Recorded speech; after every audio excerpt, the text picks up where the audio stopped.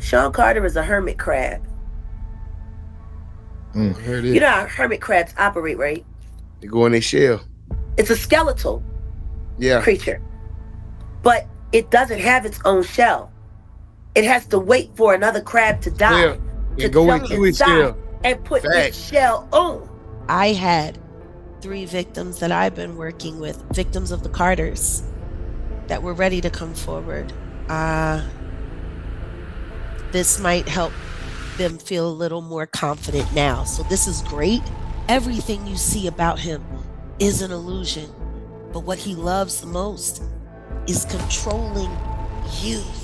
They informed us Jay-Z was the conclusion of every chaotic narrative, not the shared link extending through them. Aaliyah, Beyonce, Rihanna, Sola, ye yaar, old confined within a workplace until subah ke 3 baje. A juvenile who asserts she could not slumber for 3 sunrises after endorsing. Confidence alerting Jaguar Wright, correct, that this is when individuals commence appearing deceased, and Diddy abruptly appearing less like the ultimate leader and more like a safeguard. This evening, we are not requesting you to credit every hearsay. We are going to align the chronologies, the recordings, and the blendings in their own expressions, and subsequently you inform us. Is Jay-Z merely a survivor of the business's gloom, or the strategist who discovered how to conceal in everyone else's collapse? The most peculiar factor regarding Jay-Z's narrative is not what we comprehend. It is how numerous instances his identity appears in the backdrop of other individuals' terrors. Jay-Z and also Pusha T's names turn up in these documents. In approximately 1994, blank revealed herself to blank as a past victim of abuse. Jeff described abuse occurring during parties, further identified blank as a friend of blank. Again, the redactions. In approximately 1996, blank resided with blank in blank. An unknown man abducted her from her home, whence she later awoke in the presence of Harvey Weinstein and Sean Carter, Jay-Z, while Weinstein had, I'm not going to read that out loud. But it does say here that she believed she was in Epstein's mansion in Florida. The victim estimated she was abducted on 7 occasions, awaking each time in an opulent indoor setting, not alleging it's the same setting, a different setting, or just different opulent indoor settings, or I don't know. Blank suffered from a on multiple of those occasions in which Epstein participated. Blank recalled Leon Black and William Barr, current United States Attorney General, being present during some of the occasions of in approximately 2006. Blank last recalled being a Epstein. On document, those records are not presumed to be regarding him. His identity emerges on the fringes cited in hints and synopses.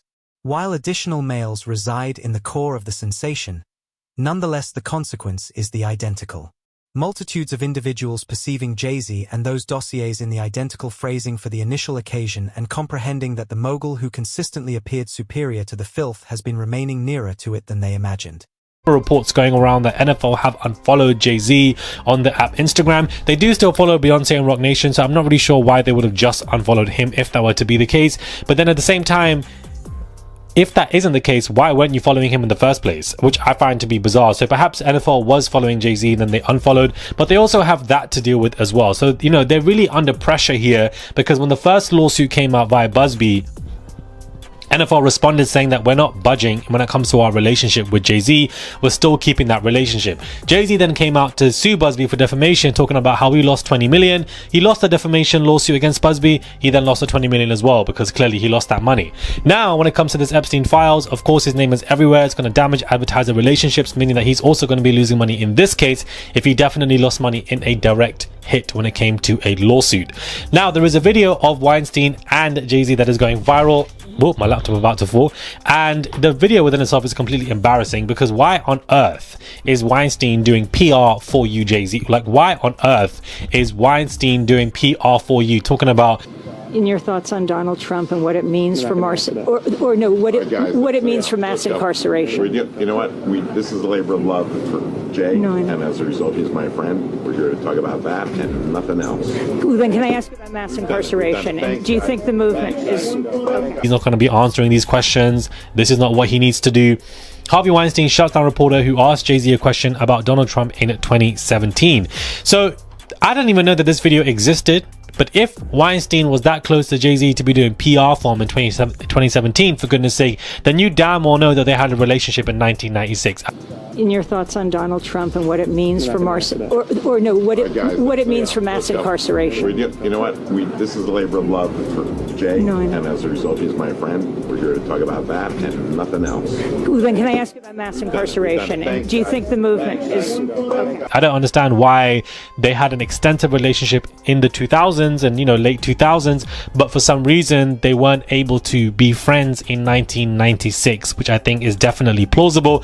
But this video is very sketchy, it's gone viral, and it's applied more pressure to Jay-Z. So the NFL are feeling significant pressure. Subsequently, you include the remainder of the fumes. The NFL agreement that rendered him the countenance of a confederation attempting to scrub its persona. The libel conflict he reportedly forfeited. The accounts that the identical PR universe that once attempted to restore Harvey Weinstein's status had additionally gone to labor for Jay-Z when circumstances turned strained. Individually, the establishments that used to feel like his protection, athletic leagues, premium labels, press engines begin to appear more like a safeguard constructed to prevent difficult inquiries from ever arriving at his base. There is the adolescent who asserts she was snatched from a ceremony celebration to a secluded residence and subsequently confessed her counselor urged her to include Jay's identity to the litigation even though she currently states he never contacted her. There is a female who has occupied decades maintaining he sired her offspring when she was still minor. None of those instances by themselves demonstrate a transgression. That is precisely why they were effortless to overlook. A rejected litigation here. A we delayed until she was 19 there. A timid chuckle in an ancient consultation regarding not slumbering for 3 sunrises after endorsing. On their own, they are merely narratives, but when you align them the manner Jaguar Wright performs, they terminate feeling haphazard and commence appearing like a framework. Allegedly, Sean Carter is responsible for enacting Hype Williams to put Aaliyah on a faulty plane to move her out the way as punishment for rejecting him, and so he could level up Beyonce, who was struggling. Let's just say allegedly that happened. Now I want you to think about 106th and Park with Mary J. Blige. Free, who is a victim of Sean Carter. Yeah. Mary J. Blige, who is a victim of Sean Combs, are sitting there talking about the death of Aaliyah amongst each other. Think about that. You got a Diddy victim, you got a Jay-Z victim, and you got a superstar gone. They know what happened. And yet, they had to sit there and have that conversation like they didn't know who did it. Think of the power of that moment. Think about Claudia Jordan right now. Claudia Jordan don't ever mention my mother name. She mentioned it yesterday. Talking about why people are afraid to come forward. You mean like you? You was Diddy girl. Corey was Jay-Z girl. Why don't you claim your... In her interpretation, Aaliyah, Beyoncé, and Rihanna are not merely 3 celebrity identities on Jay-Z's curriculum vitae. They are 3 phases of the identical drama. The female every male desired. The female he determined would be his, and the female who entered into his workplace as a juvenile and departed transporting the burden of an agreement she could not even slumber upon. Surrounding them, she asserts, were additional females and girls who shared observations backstage, comprehended precisely how influential he and his companions were and opted for secrecy over turning into the subsequent news story. If you desire to comprehend Jaguar's catalog, you must commence with the instance where all 3 identities Aaliyah, Beyoncé, Rihanna, silently align on the identical chronology. Age gap. Now, when speaking to 17 magazine in 2008, Beyoncé said, "I was 18 when we first met and 19 when we first started dating."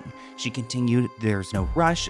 No one expected me to run off and get married to him." Now, Beyoncé has been firm that she met Jay-Z when she was 18. However, Jay-Z has previously implied that they first met when she was 16, famously declaring that she will be mine. There's also a photograph that was taken on the Destiny Child's No No No music video set, and this would be Jay-Z and Beyoncé together just 2 months after she turned 16. So there's already one statement from Beyoncé debunked. Now, I'm not saying that Jay-Z's done anything wrong at this point, but I'm saying that she was definitely 16. Another image from January 31st, 1998 captured Jay-Z attending a Destiny Child's performance in North Dallas when Beyoncé, again, was still 16. During an interview in 2013 with Oprah, Beyoncé emphasized that their relationship started over a year of phone conversations, stressing we were friends first and that foundation is so important. Well, it's interesting that Jay-Z would be calling up a 16, 17-year-old. Kind of reminds me of what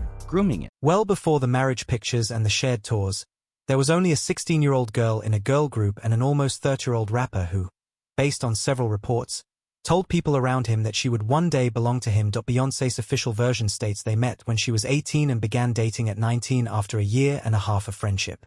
However, Jay has mentioned that by 2007 he had known her for around 10 years, which traces back to those images of a 28-year-old standing beside a 16-year-old on the No set. For some fans, it's simply an age difference romance. For others, particularly women who have observed the industry closely, it appears more like calculated long-term positioning. Get close while she is still being shaped, take on the mentor role, then transition into the boyfriend position once everything is legally secure. That's what people are referring to when they say the relationship feels groom-coded, even if it was technically lawful. It's technically legal. Secondly, a lot of people have been hitting me about, how could Jaguar Wright know all these things, right? And, Jaguar Wright hasn't worked with Jay-Z since, when she did the Unplugged. That's a long time ago. Well, I can tell you just from what I've experienced is the people that have contacted me since I've done your show and since I've done other shows, people have contacted me, other victims, and have sent me. Obviously, there's been some people that have sent me stuff that, doesn't check out or whatever, but victims have contacted me and they have sent me proof that can never be disputed, photos, everything else, because they don't want to bring their story out, but they like what we're doing. So they're whistleblowing, but they're doing quietly to protect their jobs and to protect their families and to protect, whatever. They're not comfortable speaking out. So if I've got all kinds of information in the last 2 months, just from doing, shows like you guys, I can't imagine all the stuff that Jaguar Wright has got and to her, and the access that she's seen and the people who have came to her. She has such a bigger reach and such a bigger audience. Now, place Rihanna onto that identical landscape. At only 16, she arrives to perform an audition for Jay-Z. He later boasts that they refused to let her depart the building, holding her there until 3 a.m. to guarantee she signed that very night. Years afterward, Rihanna herself shares a nervous laugh during an interview, recalling how she sat trembling in the lobby, waited for 12 hours, and went without sleep for 3 days after committing her signature to that deal. When Jonathan Hay, the publicist instrumental in launching her career, testifies on camera that there was far more occurring behind the curtain than the public ever witnessed, it makes that exhausted teenager appear less like an ambitious newcomer and more like another young girl trapped in a cycle she didn't truly command. And looming just behind both of them is Aaliyah. Dame Dash has openly confessed that everyone was attempting to pursue Aaliyah, Jay included, and that they were effectively battling for her focus. Jaguar pushes that narrative further, claiming Aaliyah was the initial prototype, the young woman who refused to fit into Jay's script, who picked someone else, and whose life met a tragic end while he continued his ascent. Thread these pieces together and the framework of Jaguar's allegation becomes clear. It isn't that Jay-Z coincidentally pursued 3 famous women, but that he purposefully embedded himself in the lives of extremely young, high potential girls at the precise moment their destinies were being forged. Aaliyah in her early 20s while every man in the industry was hunting her. Beyoncé between 16 and 19 while her public persona was being manufactured. Rihanna at 16 signing agreements she didn't even have time to process. From a distance, it resembles fate. From the interior, according to Jaguar, it resembles a calculated plan. If Aaliyah was the one who escaped, Jaguar suggests Rihanna was the one who was secured before she even grasped the gravity of the situation.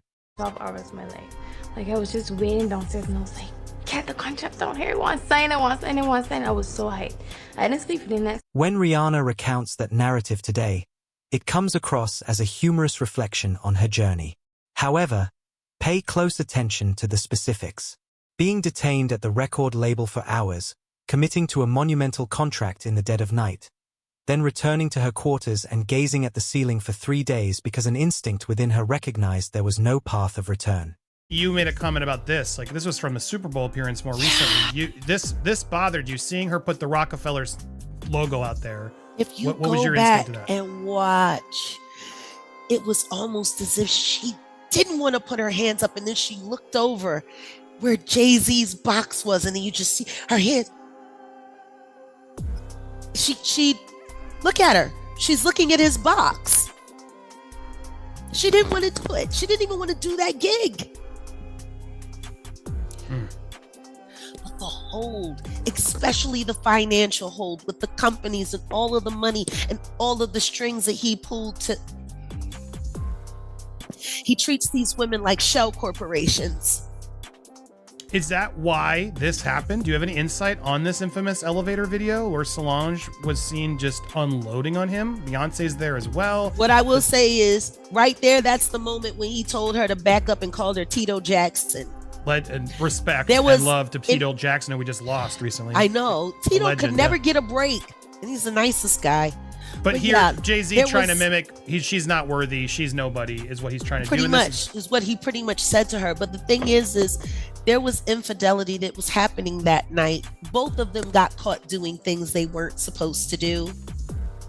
I believe there might have been some DV that happened. And people who know Mr. Carter knows he doesn't have a problem with putting his hands on his wife. Plenty of people know that to be true. Solange is different. Allegedly, Solange is different. She's old school Southern, and she loves her big sister, even when her big sister makes mistakes. She stood up for her sister.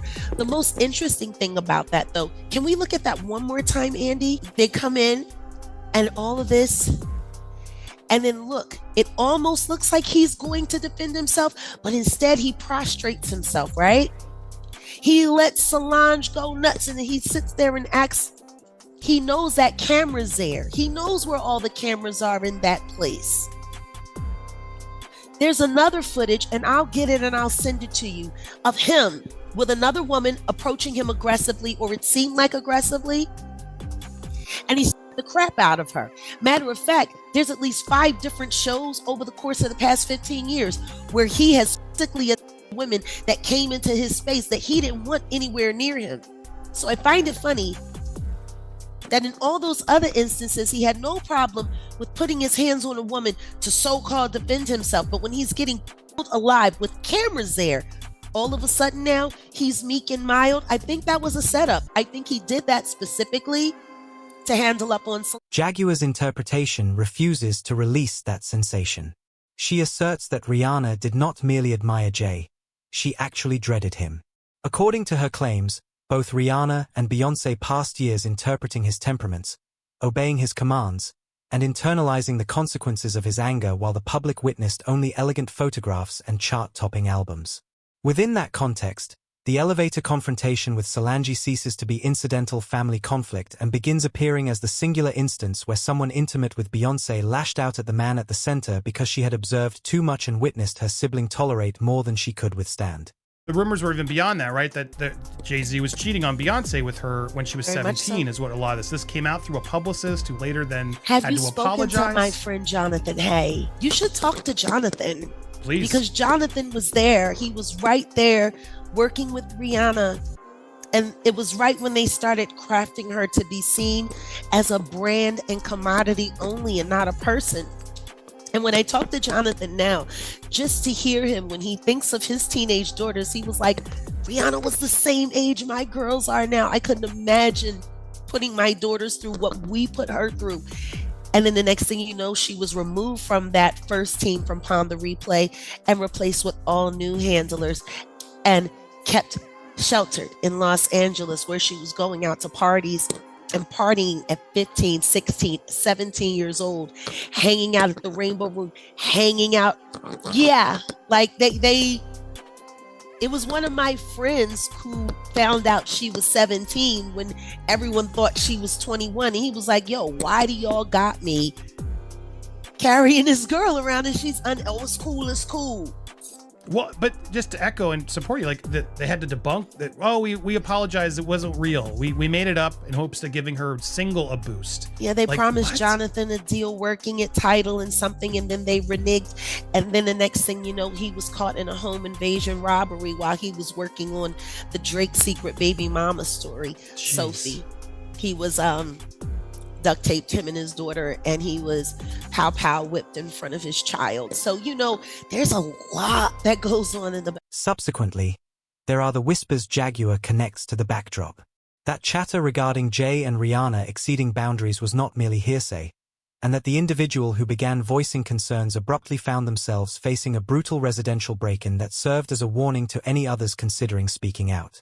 It contributes another tier to the identical image. A youthful celebrity drawn into the private clique. A senior male at the heart of her professional and individual existence, and tangible repercussions for those who approach that dynamic as something they possess the authority to challenge. Viewed collectively, Rihanna's restless agreement, the dread Jaguar depicts, and the manner in which disputes surrounding her appear to be settled away from the spotlight all lead back to the identical inquiry this sequence continuously explores. In Jay-Z's domain, are these females collaborators in a romance or components on a grid he has been manipulating since their adolescence? If you attend to Jaguar's claims long enough, you perceive she is not solely discussing the females Jay-Z selected. She is discussing the males he elected to align with while those females were being harmed. Don't put out no movies. I said, that's not my style. That's not what I'm going to do. Yeah, I could have put up movies. I could have showed the R. Kelly video that everybody's talking about, made fun of it, and said, yeah, Jay's hanging out. When Jay and I was in there doing Best of Both Worlds, you can't tell me Jay didn't see a 14-year-old girl come in the studio and shit on R. Kelly's lap. You can't tell me, you don't sit here and tell me that working on that album, that he ain't never seen no 14-year-old girl come in the vicinity? My belief is that anybody who's worked with him and been in his cypher has seen it go down. Nas does not choose his words cautiously. He states directly that if you were inside the recording studio alongside R. Kelly during the early 2000s, you could not feign that you never observed youthful females entering and exiting. By that stage, the entire globe had previously viewed the footage and listened to the accounts. Nevertheless, Jay-Z still produced 2 collaborative albums with Kelly. He still embarked on a concert tour with him. He still constructed an entire Best of Both Worlds brand centered on a man whom everyone realized possessed grave issues regarding adolescent girls. Dame Dash subsequently confessed that this partnership was one of the motivations for his departure. He remarked that Aaliyah never desired to discuss the events involving Kelly because it caused too much pain, and that Jay-Z understood precisely what sort of individual he was associating with. To Dame, that was not merely poor commerce, it was a disloyalty. To Jaguar, it represents something more sinister, evidence that Jay will remain side by side with anyone, regardless of their actions toward young girls, provided the music and the finances align. And this is where her victims knew each other statement strikes more forcefully. She asserts there were women on contrasting ends of the map surrounding Aaliyah, surrounding Beyoncé, and surrounding Rihanna who exchanged observations privately and grasped that the identical men's names persisted in their narratives. The communication they all received was identical. You may speak out and jeopardize everything, or you may remain silent and endure. Consequently, when you place Nas's revulsion, Dame's remorse, and Jaguar's evidence beside one another, you are presented with a haunting portrait. Even if one never confirms what Jay personally committed behind locked doors, his selections regarding whom to collaborate with, whom to shield, and whom to surrender reveal a great deal about the environment he elected to construct around himself, and about how secure young women truly were within it. At a certain juncture, the inquiry ceases to be about who was harmed and begins to be about who was permitted to talk. This just took a turn. Now I need to talk to her. She said, miss me with the miss me with the bullshit. Here's my thing though, Foxy. They're looking at you. Like, they're looking at you as, like, maybe you're holding a secret for this guy, right? So just to translate, I mean, you guys get it. Miss me with the hey, just miss me with the bull. If you don't want to be in the bull, now is the time to just be quiet.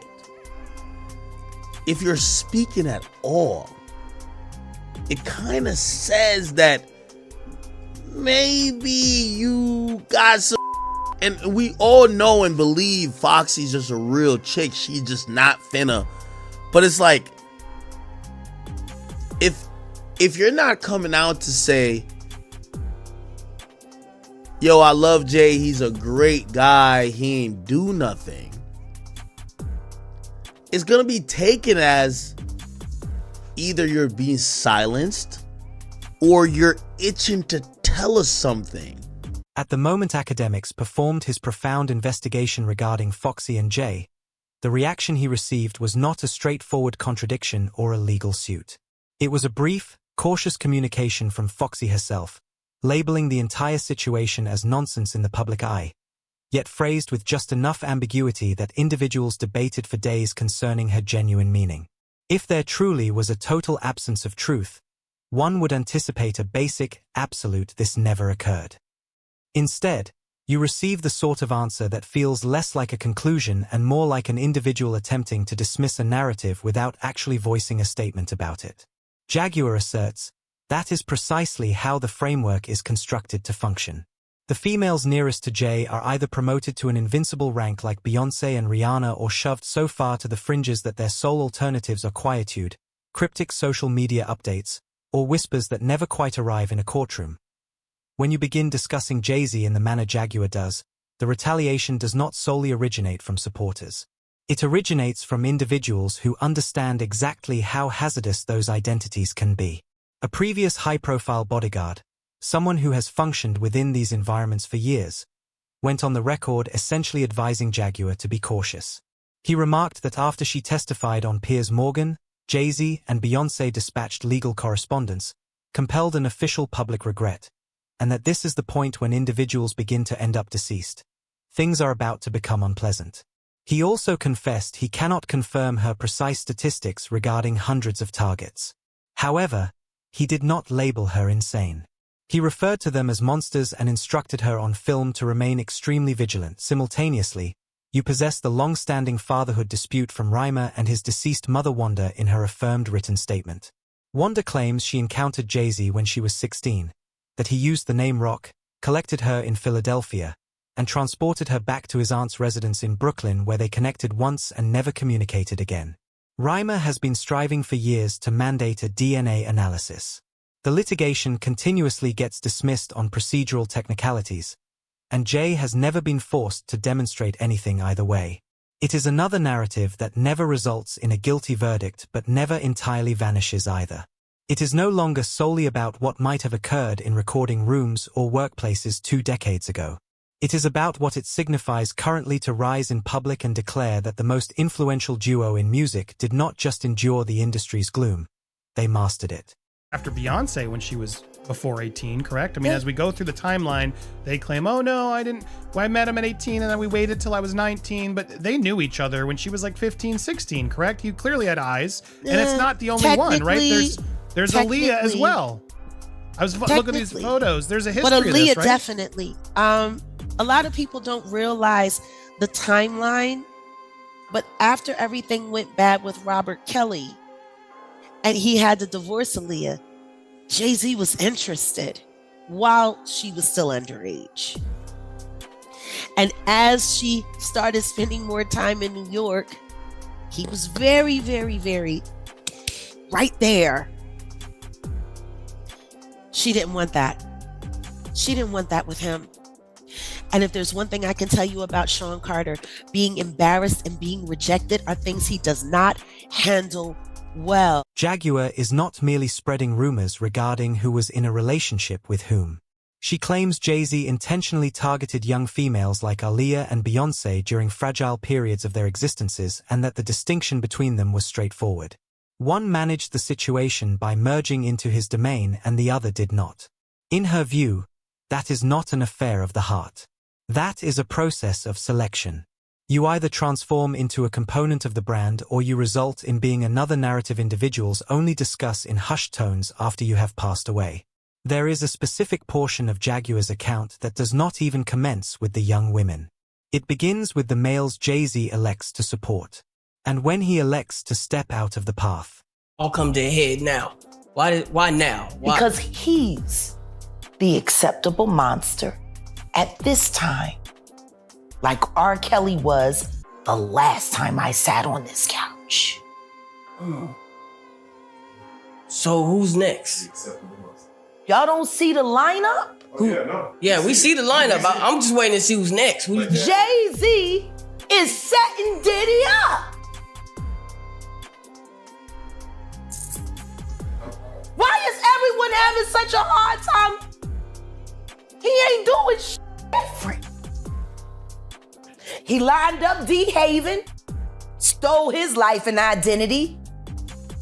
He lined up Big L, stole his life and identity.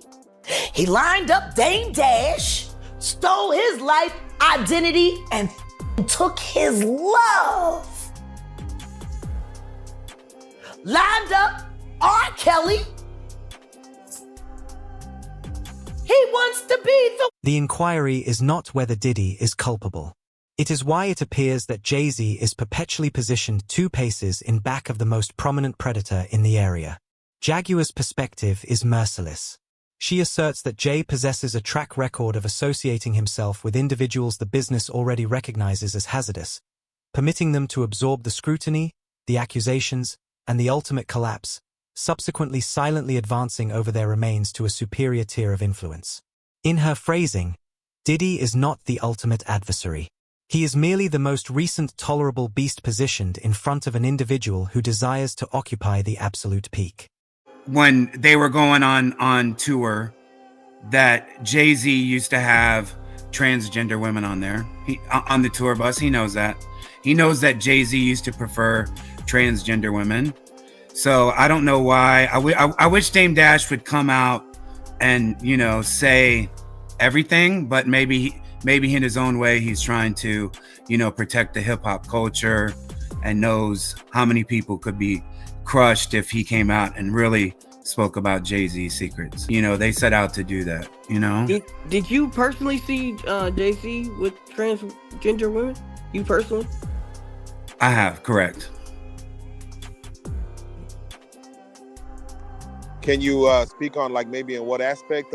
Is it music video or outside of music videos? It was during it was during the tour. It was during the tour with the Mill, DMX, Jay-Z. The Hard Knock Life. No. Or maybe a different one. Yeah, they had the documentary for it. What was that called? I'll think of it. I'll think of it here in a little bit. Yeah, it was a documentary, backstage or the backstage with the Mill and all that. I used to work with her, and I definitely it was unmistakable. In 2024, the trans women are, it can be hard. Like a lot of people that they don't know, but back then it wasn't as advanced, and you could clearly tell, that was a guy. Onathan Hay contributes a distinct category of information. He discusses the manner in which Dame Dash could disclose the mysteries regarding Jay's secluded existence, concerning evenings with transgender females, and a facet of his private life the general public never observes. All of this occurred while Jay was intended to be the committed spouse remaining beside Beyoncé. The significance is not the identity of his companions. It is that there appeared to exist 2 versions of Jay. The meticulously choreographed family individual in the limelight and the man whom Hay and Dame claim they witnessed navigating quite distinctly when the lenses were deactivated. That division sustains Jaguar's entire hypothesis. If he possesses the ability to isolate his private existence so intensely, what other elements has he managed to detach from the persona we are marketed? Allegedly, the song Daughter on Beyonce's Cowboy Carter album. I love that one. Well, it's potentially a murder confession about Jay-Z's mistress, Kathy White. What? Yeah, buckle up. On August 28th, 2011, Beyonce announced her pregnancy at the MTV VMAs. Iconic.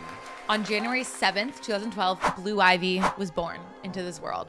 In 2016, Beyonce dropped Lemonade. Now, as we all know, Lemonade was a true album about infidelity. Jay-Z was rumored to have a very long-time mistress. It was well known in the industry. People knew of Kathy White because of Jay-Z, okay? Yikes. So here's where it gets a little crazy. Kathy White was known to be pregnant in 2011. Shortly after giving birth, Kathy died mysteriously in her apartment of a brain aneurysm. I have a feeling this is related. Okay. Now, even though we saw Beyonce's bump publicly, there's a video of Beyonce sitting down for an interview and her whole stomach just deflates in the video. And it's very weird. This is crazy. If you listen to Daughter, the song completely illustrates a murder confession. The lyrics in the song say, "Your body laid out on these filthy floors, your bloodstains on my custom coutures. Bathroom attendant let me right in. She was a big fan. I tried to stay cool, but your arrogance disturbed my solitude. Now I ripped your dress and you're all black and blue. Look what you made me do." So fans are speculating that Beyonce had Kathy White killed after Kathy White had the baby and claimed the baby as her own, and that baby is Blue Ivy. Subsequently, there is the Kathy White hearsay. Individuals asserting that Beyonce was not merely a blameless witness, but purportedly assisted in overseeing or concealing the repercussions involving another female linked to Jay. Naught regarding that has been demonstrated, and it resides within the gossip classification. However, the reality that Beyonce's name even penetrates that dialogue informs you how enthusiasts are beginning to perceive this pair, not as a holy figure and a transgressor, but as a cohesive entity prepared to perform whatever is necessary to safeguard the trademark they have constructed collaboratively. Ultimately, you do not require a smoking gun to sense how burdensome this configuration is. You have observed the chronologies, the age disparities, the restless agreements, the steadfast suppressions, and the manner in which specific males perpetually appear to collapse first while others remain enigmatically unscathed. Consequently, the responsibility now rests with you. After attending to Jaguar, Nas, Dame, and Rihanna's personal recollections, does Jay-Z still appear as an individual who merely endured a corrupt business, or as someone who discovered how to make that corruption function for him?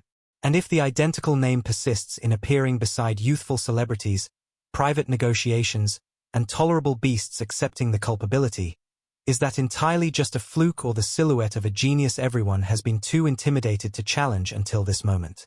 If you enjoy this footage, press that enrollment button so that you never overlook any fresh content. And until then, family, remain authentic.